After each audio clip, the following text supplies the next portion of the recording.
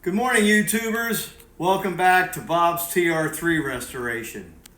On the last segment, I talked about this section right here, how it had a pretty good amount of crash damage to it. So what I did is I made a cut here, I cut it here, I cut all the spot welds out, and there's spot welds underneath where the fender is here, pulled that out, took it over to the bench, and hammer and dollied it to pretty good results. Reinstalled it back on the car, and as you can see, the fender fits up pretty well now to this area. So I'm pretty happy with the way that's turned out. While I was at it,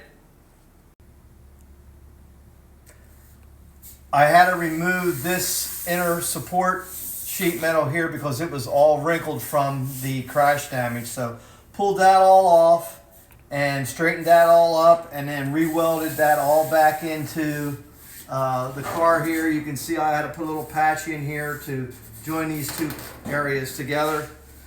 This section right here was all pulled apart from the accident damage and from somebody else previously working on it, and I welded that all up. So I think that came out pretty well.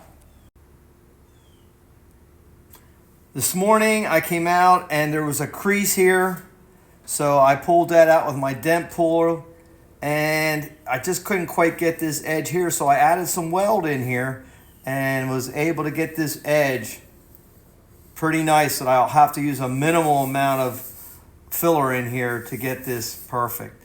Also, there was a little tiny rust hole here. I cut it out and put a little patch in here. So things are coming along pretty well.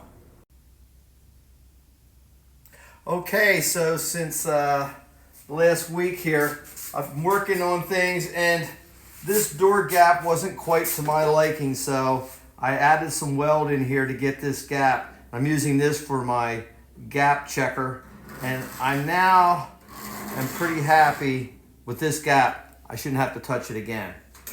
This fender wing, oh my God, it was so much worse than what I thought it was. So I pulled it off the car, and I spent 2 days with a hammer and dolly. This area, especially right in here, was just wrinkled so bad.